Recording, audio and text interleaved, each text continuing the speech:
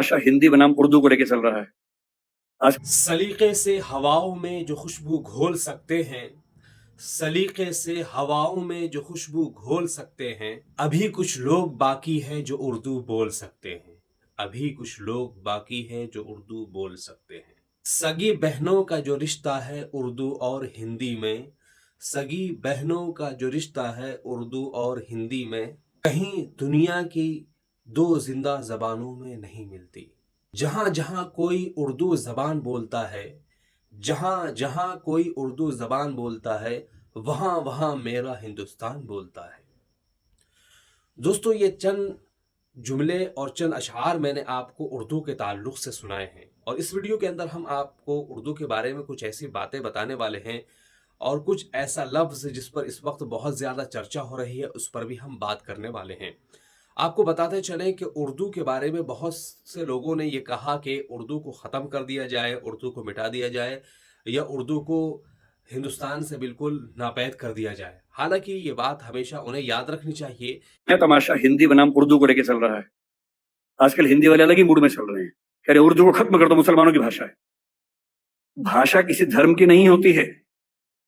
तमिलनाडु का मुसलमान तमिल बोलता है, केरल का मुसलमान मलयालम बोलता है, और किसी भी समाज का व्यक्ति होगा, उसका धर्म कुछ भी हो, उसकी भाषा वही होगी जो उसके भौगोलिक क्षेत्र की भाषा है।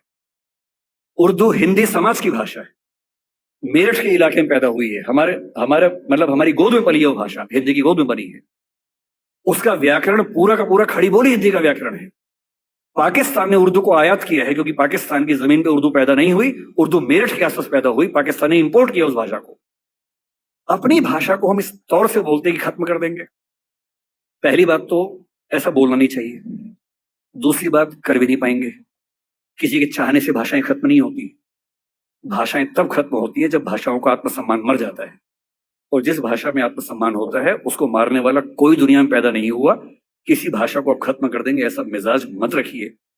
कुछ दिन पहले जावेद अख्तर साहब कहीं मंच पर बोल रहे थे, किसी ने उनसे यही सवाल पूछ लिया, उन्होंने एक बड़ा अच्छा शेर बोला, अगर मैं ठीक याद कर रहा हूं, उन्होंने कहीं बोला था वो शेर, और ये शेर उर्दू पे नहीं है, इसको आप हिंदी पे अप्लाई कर लीजिए। कोई आपको हिंदी पे डराए तो हिंदी पे अप्लाई कर लीजिए।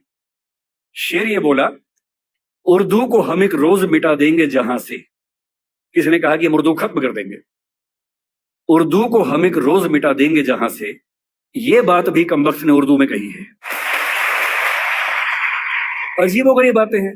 हिंदी बोलने वाला 10 वाक्य बोल के दिखाए, उर्दू का एक शब्द इस्तेमाल ना करे। उर्दू बोलने वाला 10 वाक्य बोल के दिखाए, संस्कृत से बदला हुआ कोई शब्द इस्तेमाल ना करे, करके दिखा दे। पाकिस्तान के लोग करके दिखा दें। मैं एक बार पाकिस्तान के नेताओं की भाषा सुन रहा था, बहुत ध्यान से सुना, नोट किया, और मैंने पाया कि 100 शब्द बोलते हैं तो कम से कम 30 शब्द संस्कृत से बदले हुए शब्द बोलते हैं। और तेवर क्या है कि हम तो उर्दू वाले हैं। उर्दू बोलने वाला कितनी भी ताकत लगा ले संस्कृत से बच ही नहीं सकता। हिंदी वाला कितनी भी ताकत लगा ले उर्दू से बच ही नहीं सकता। इतने शुद्धतावादी मत बनिए कि आप अलग थलग पड़ जाएं, एक टापू पे अकेले खड़े हों। भाषा बढ़ती है साथ चलने से, न कि एकदम शुद्ध होके अलग थलग हो जाने से। अंग्रेजी में हर साल नए शब्द आते हैं। इतालवी भाषा का शब्द माफिया है, अंग्रेजी ने लिया, दुनिया भर के लोग उस भाषा का इस्तेमाल करने वाले खत्म हो जाएं ये अलग बात है, लेकिन भाषा का प्रचलन हमेशा से रहा है और होता रहेगा। मैं अक्सर देखता हूं कि जो लोग हिंदी के लेक्चरार हैं, जो हिंदी में अपना भाषण देते हैं, उनकी ज़बान पर भी ज़्यादातर उर्दू के वो अल्फाज रहते हैं जिनके बारे में वो ये समझते हैं कि शायद ये उर्दू नहीं है।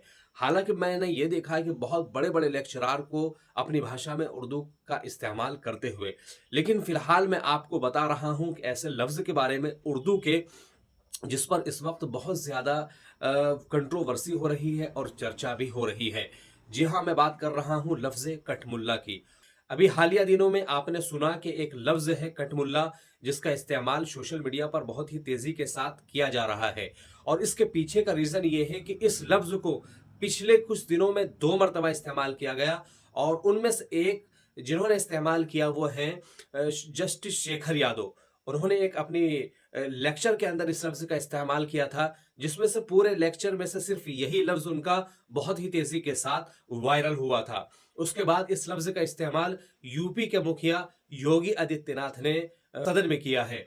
और इस लफ्ज़ के इस्तेमाल के बाद सोशल मीडिया पर एक अजीब सी बहस छिड़ गई है और लोग इस लफ्ज़ के ताल्लुक से बहुत सारी बातें कह और सुन रहे हैं।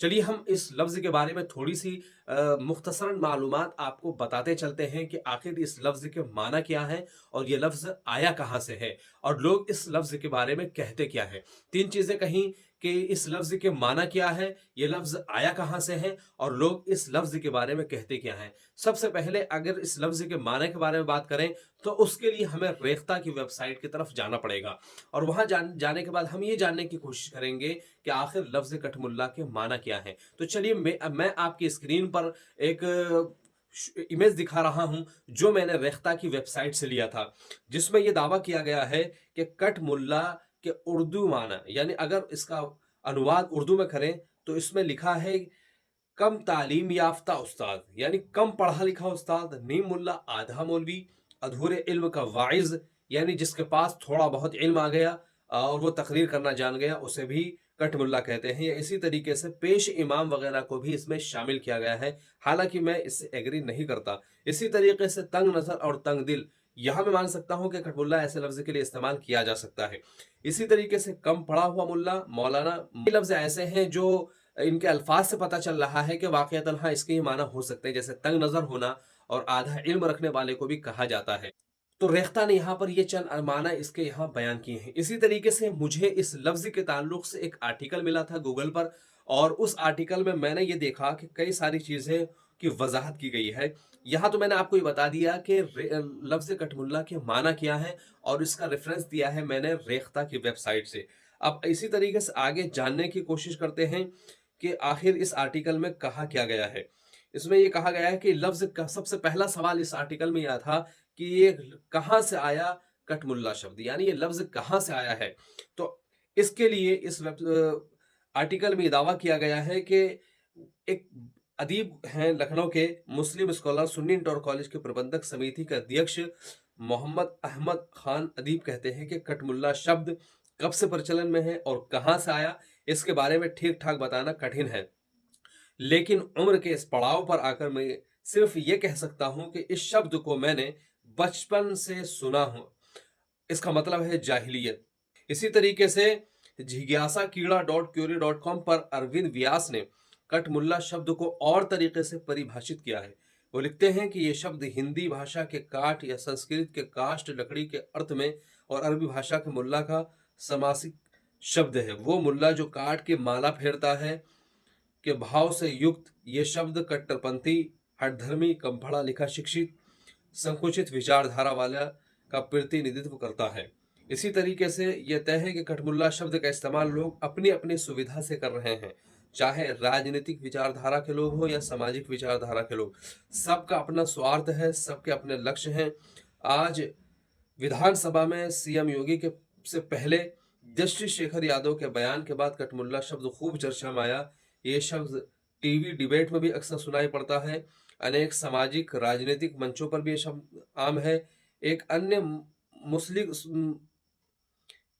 अन्य मुस्लिम स्कॉलर गुफरान नसीम कहते हैं कि कटमुल्ला शब्द को हमेशा से नकारात्मक दृष्टि से देखा गया है, इसका इस्तेमाल कभी सकारात्मक रूप से होते हुए नहीं जाना जा सकता। हकीकत यह है कि इस लफ्ज का इस्तेमाल जो है लोग तनकीद के तौर पर करते हैं, कंट्रोवर्सी के तौर पर करते हैं, कभी भी इस लफ्ज का इस्तेमाल किसी अच्छे माने में नहीं किया गया है। तो इस वीडियो में मैंने आपको बताया कि सबसे पहले कि इस लफ्ज के माना क्या है, कहां से आया और लोगों की इस पर राय क्या है। तो उम्मीद यह है कि इस लफ्ज के बारे में जो भी मुख्तसर जानकारी हमने आपके सामने रखी है उस जानकारी से आप एग्री करेंगे। बाकी जो बातें सोशल मीडिया पर कही और सुनी जा रही है उस पर कान नहीं धरेंगे। लेकिन यहाँ पर एक आखिरी बात और अपना ओपिनियन मैं रखना चाहूंगा कि जिस तरीके से फिलहाल इस लफ्ज का इस्तेमाल किया गया और जिस माना में किया गया, अगर उस माना पर अगर नजर रखते हुए ये देखा जाए तो फिर सवाल ये बनता है कि उर्दू के बहुत बड़े बड़े अदीब गुजरे हैं, लेखक गुजरे हैं जो कि मुसलमान नहीं है, गैर मुस्लिम है, लेकिन उन्होंने ऐसी जबरदस्त किताबें अदब के ताल्लुक से लिखी हैं, मज़ामीन उनके अदब के ताल्लुक से लिखे गए हैं। क्या उनके लिए भी ये लफ्ज़ इस्तेमाल किया जा सकता है या नहीं? जैसे कि एक दो नाम मेरे जहन में आ रहा है, मुंशी प्रेमचंद्र और इसी तरीके से राम प्रसाद बिस्मिल और चकबस्त और इसी तरीके से न जाने कितने ही ऐसे बड़े बड़े अदीब गुजरे हैं उर्दू के, हालांकि नाम गैर मुस्लिम वाले हैं लेकिन उर्दू में इन्होंने ज़बरदस्त काम किया है। तो अब सवाल ये बनता है क्या इन लोगों के लिए भी ये लफ्ज़ इस्तेमाल किया जा सकता है या नहीं? जवाब आप मुझे कमेंट में दे सकते हैं।